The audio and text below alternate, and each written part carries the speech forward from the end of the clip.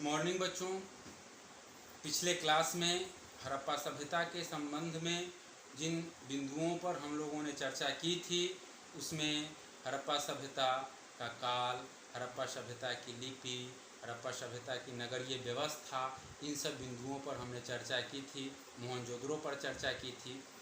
लेकिन आज के इस क्लासेस में हमें इस बात को केंद्र में रख करके चलना है कि आज हम सभी अति महत्वपूर्ण बिंदु को टच करना है। साथ ही आज के इस क्लास में इस चैप्टर को समाप्त करना है। साथ ही विगत वर्षों में इस चैप्टर से जो महत्वपूर्ण प्रश्न बिहार विद्यालय परीक्षा समिति में पूछे जाते हैं उन सभी प्रश्नों पर चर्चा हमें करनी है। तो आइए आज जिन महत्वपूर्ण बिंदुओं पर हमें विस्तार से चर्चा करनी है इसके अंतर्गत सभ्यता के प्रमुख स्थल, हड़प्पा के सामाजिक जीवन, सामाजिक विभाजन, हड़प्पा सभ्यता के अंतर्गत भोजन, वस्त्र, आभूषण एवं मनोरंजन, फिर उसके बाद हड़प्पा सभ्यता में आर्थिक जीवन, धार्मिक जीवन, राजनैतिक जीवन, साथ ही हड़प्पा सभ्यता में कला का विकास, लिपि, शिल्पकला, मन के और हड़प्पा सभ्यता के पतन के कारण। ये जिन बिंदुओं पर आज हम विस्तार से चर्चा करेंगे 12वीं के छात्रों के लिए इस चैप्टर में ये सारी चीज़ें हमें केंद्र में रख कर के तैयार किए हैं। और साथ ही छात्रों के सुगमता के लिए हमने स्वहस्तलिखित नोट्स तैयार किए हैं। यह भी हम अपने स्लाइड के माध्यम से हम छात्रों को देने का काम करेंगे। तो हड़प्पा सभ्यता के प्रमुख स्थल कहाँ पर थे और कौन कौन से प्रमुख स्थल थे इसकी हमें चर्चा करनी है। तो उसमें महत्वपूर्ण स्थल जैसे बालाकोट, कोट दीजी, चन्हू-दोद्रो, ये जो 3 प्रमुख स्थल हैं यह वर्तमान में पाकिस्तान में पाए गए हैं, ये महत्वपूर्ण स्थल। फिर हम आते हैं धौलावीरा, लोथल, नागेश्वर, ये जो केंद्र हैं ये गुजरात में हैं। साथ ही बनवाली, राखी गढ़ी, ये हरियाणा में हैं। और एक अति महत्वपूर्ण स्थल जो हड़प्पा सभ्यता के खुदाई में भी इन स्थल की चर्चा होती है, जिससे बहुत सारी पुरातात्विक सामग्री भी मिली है, जिसका अपना एक प्रागैतिहासिक में अपना एक महत्व है, वह है आपका कालीबंगल या राजस्थान में उपलब्ध है। सामाजिक जीवन के अंतर्गत हम जिन चीज़ों का अध्ययन करेंगे कि भोजन किस तरह के भोजन का प्रयोग करते थे, वस्त्र कौन सा पहनते थे, आभूषण क्या यूज करते थे, मनोरंजन के क्या साधन थे, सामाजिक जीवन शैली उनकी कैसी थी, सौंदर्य प्रसाधन का इस्तेमाल किस तरह से करते थे, और मृतक कर्म, ये सामाजिक जीवन के अंतर्गत आते हैं। सामाजिक विभाजन गॉर्डन चाइल्ड ने तत्कालीन हड़प्पा समाज को 4 भागों में विभाजित किया है। ये 4 भाग हैं। पहला भाग है शिक्षित वर्ग का, दूसरा है जिसके अंतर्गत योद्धा और सैनिक आते हैं, फिर व्यापारी और दस्तकार आते हैं, और अंतिम जो वर्ग है वह श्रमिक और कृषक का है। तो शिक्षित वर्ग, पहला जो वर्ग है वो शिक्षित वर्ग का है। शिक्षित वर्ग के अंतर्गत कौन कौन आते हैं? पुरोहित, चिकित्सक, ज्योतिषाचार्य और जादूगर, ये शिक्षित वर्ग के अंतर्गत आते हैं। योद्धा और सैनिक, योद्धा और सैनिक में जो उत्खनन हुआ हड़प्पा सभ्यता का, जो दुर्ग के अवशेष मिले हैं, तो दुर्ग के मुख्य द्वार पर हमें अस्थि पंजर, अस्थि मिले हैं, मानव के कंकाल मिले हैं, अस्थि मिले हैं दुर्ग के मुख्य द्वार पर। इससे यह प्रमाणित होता है कि रक्षा के दृष्टिकोण से भी, सुरक्षा के दृष्टिकोण से भी योद्धा वर्ग होते थे उस समय जो दुर्ग की रक्षा करते थे। फिर व्यापारी और दस्तकार जो तीसरी श्रेणी है, इसके अंतर्गत कुम्हार, स्वर्णकार, बुनकर, मिट्टी के बर्तन बनाने वाले, स्वर्ण तांबे के आभूषण बनाने वाले, और नक्काशी या विभिन्न कलाकृति बनाने वाले, ये सारे आपको व्यापारी और दस्तकार वर्ग से आते हैं। और अंतिम जो सामाजिक विभाजन का जो वर्ग था उसके अंतर्गत श्रमिक एवं कृषक थे। तो इसके अंतर्गत कृषक कार्य में जो मत्स्य पालन से जुड़े हुए थे वे, और आपके जो बुनने वाले थे, और बुनने वाले में हम देखते हैं कि टोकरी बुनने वाले ये सब थे। ये सब आपके श्रमिक एवं कृषक वर्ग के अंतर्गत आते हैं। तो गॉर्डन चाइल्ड ने जो सामाजिक विभाजन किया है वह 4 प्रकार से सामाजिक विभाजन किया है, जिसकी चर्चा अभी हमने की। फिर हड़प्पा सभ्यता में भोजन, वस्त्र, आभूषण, मनोरंजन। अब है हड़प्पा सभ्यता में लोग किस प्रकार का भोजन करते थे। तो बच्चों, मैं आपको यह स्पष्ट बता दूं कि उस समय मांसाहारी एवं शाकाहारी दोनों प्रकार के भोजन प्रयोग में लाए जाते थे। फल में खजूर, तरबूज, अनार, नारियल, नींबू आदि फलों का भोजन में उपयोग किया जाता था। जौ, चावल, गेहूं, राई, मटर, तिल ये सब के अवशेष मिले।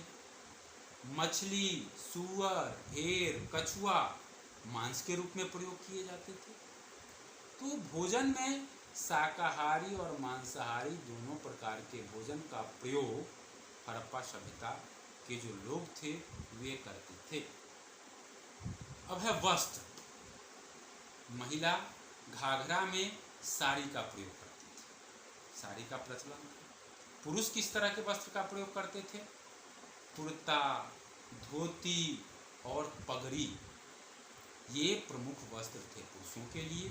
महिलाओं के लिए घाघरा, साड़ी का प्रयोग बहुतायत में मिला है।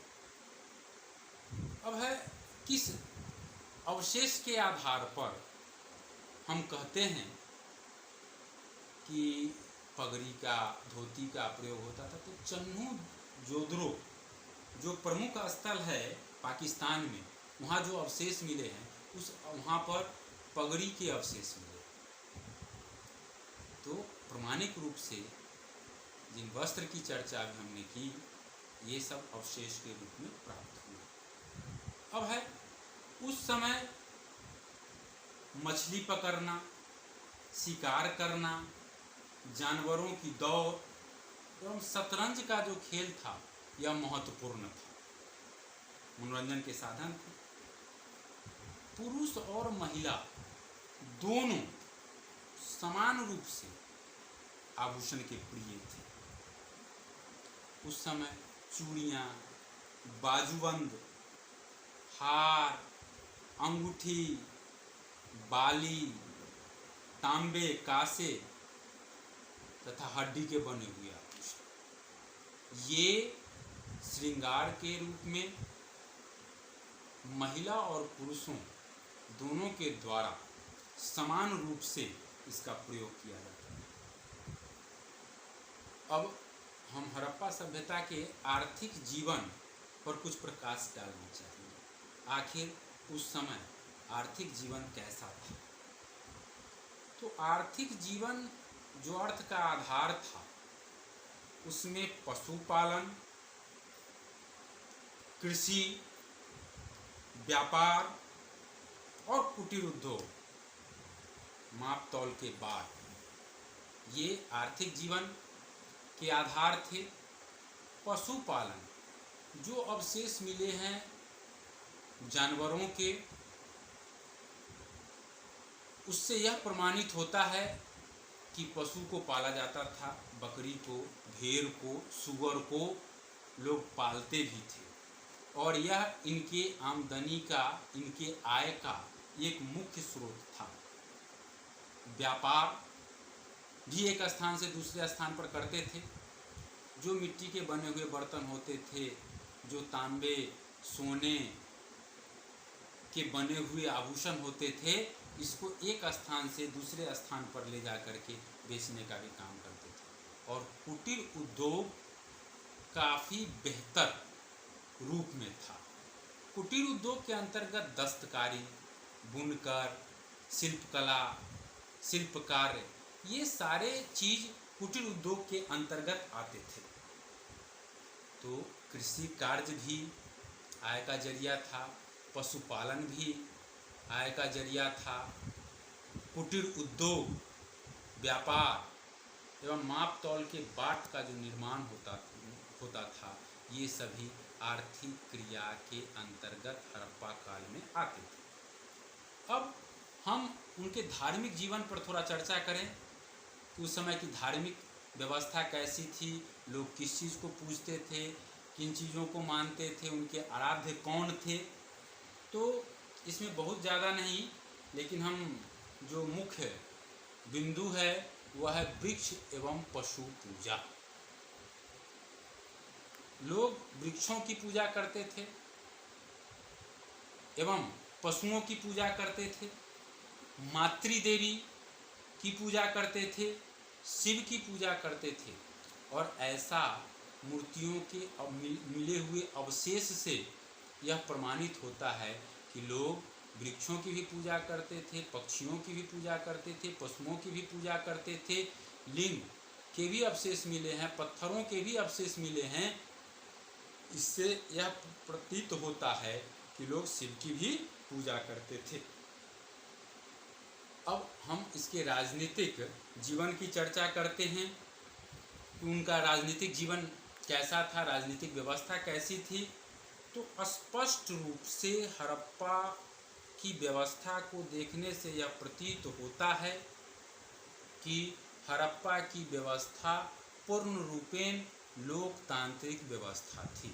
वहाँ राजतंत्रात्मक व्यवस्था नाम की कोई चीज़ नहीं थी, लोकतंत्रात्मक व्यवस्था थी। हाँ, लोकतंत्रात्मक व्यवस्था का स्वरूप दूसरा था।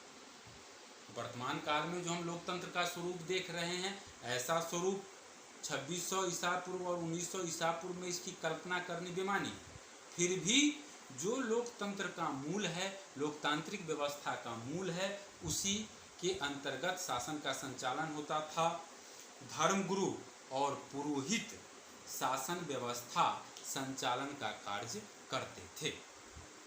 हड़प्पा सभ्यता में कला का विकास, हड़प्पा सभ्यता में कला उच्च कोटि की कला व्यवस्था थी। इसमें मूर्ति कला, चित्रकला, धातु कला, वस्त्र निर्माण, नृत्य संगीत, मुद्रा कला, लेखन कला, ताम्र निर्माण एवं पात्र निर्माण कला, मूर्ति कला, अच्छे मूर्तियों के अवशेष मिले। नर्तकी की मूर्ति का अवशेष मिला है, मिट्टी के बने हुए मूर्तियों के अवशेष मिले, तांबे के बने हुए मूर्तियों के अवशेष मिले हैं और कहीं कहीं लोहे के बने हुए मूर्तियों के अवशेष मिले। चित्रकला, मृदभांड पर जो चित्र उत्कीर्ण किए गए, उससे यह प्रतीत होता है, उससे यह प्रमाणित होता है कि कितनी उच्च कोटि की चित्रकला शैली थी। धातु कला, उस समय जो प्रमुख धातु थे वे तांबा, उसके बाद आपको लोहे के भी अवशेष मिले हैं, सोने के अवशेष भी मिले हैं। तो धातु कला और औजारों का निर्माण भी धातु से होता था। तो धातुओं पर औजार बनाने में, मूर्ति बनाने में जिस तरह की चित्रकारी की गई है। वस्त्र निर्माण, आपको गुजरात के प्रमुख स्थल के उत्खनन में कपड़ों के अवशेष मिले।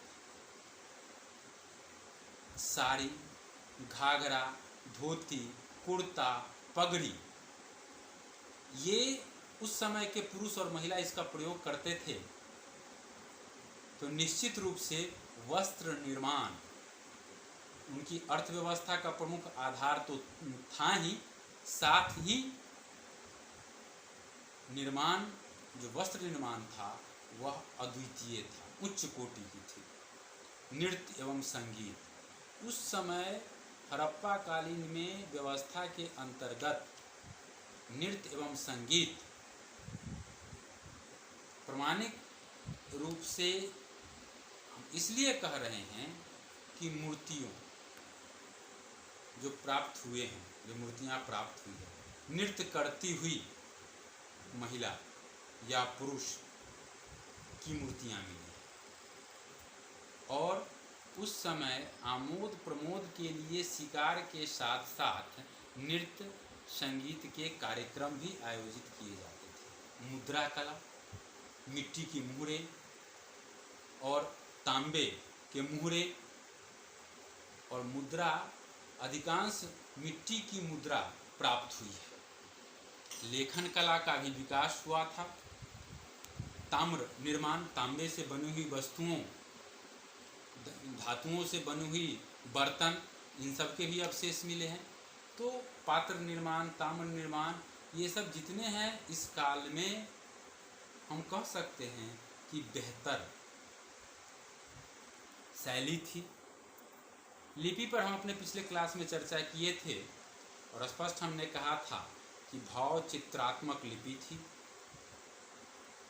उसी बात को मैं आज दोहराता हूँ कि हड़प्पा कालीन लिपि पढ़ी नहीं गई और यह चित्रात्मक लिपि थी। पिछले क्लास में हमने इस बात की चर्चा नहीं की कि लिपि किधर से किधर लिखी जाती थी। हड़प्पा कालीन लिपि दाएं से बाईं ओर लिखी जाती थी और विभिन्न इतिहासकारों का अलग अलग किताबों में अलग मत है। किसी इतिहासकार ने 375 से 400 चिन्ह के अवशेष बताए हैं, किसी ने 400 से 450 चिन्ह के अवशेष बताए हैं, लेकिन प्रमाणिक मान करके चला जाए कि 400 से 450 चिन्ह मिले हैं, जिससे उस समय की लिपि का हम अनुमान लगा सकते हैं। तो बच्चों, लिपि चित्रात्मक लिपि थी, दाईं से बाईं ओर लिखी जाती थी और 400 से 450 चिन्ह तक मिले हैं। अब शिल्प कला की चर्चा हम करें। शिल्प कला के अंतर्गत मनके बनाना, धातु से जुड़े हुए कार्य, मुहरे बनाना, बाट बनाना, शंख की कटाई, ये सब प्रमुख शिल्प कार्य थे। शंख की बड़ी कलात्मक शैली से शंख की कटाई की जाती थी। बहुत सुंदर सुंदर मनके मिले, मिट्टी के सुंदर सुंदर मृदभांड मिले, एकदम चिकनाई युक्त, और उस पर बड़ी सुंदर नक्काशी, लाल रंग से रंगा हुआ लाल मृदभांड, धातु से जुड़े हुए कार्य, तो जिसकी चर्चा भी हमने किया, मोहरे की भी चर्चा हमने की। ये सारे कार्य शिल्प कार्य के अंतर्गत आते थे। और जो हड़प्पा कालीन प्रमुख शिल्प केंद्र था वह चन्हू-जोदड़ो। अब फिर बच्चों बताओ आप, अभी हमने चर्चा किया ही है कि चन्हू-जोदड़ो कहाँ है। आपने लिखा नहीं उस चीज़ को, पॉइंट्स को नोट कीजिए। चन्हू-जोदड़ो कहाँ है? पाकिस्तान में। और उस समय कांसे का प्रयोग अधिक किया जाता था। मिश्र धातु का भी प्रचलन था। अब मिश्र धातु क्या है? तांबा, कांसा एवं टीन को, इन तीनों को मिला करके मिश्र धातु का निर्माण किया जाता था। अब है मनके किन चीज़ों से बनते थे, मनके का निर्माण किस प्रकार होता था? तो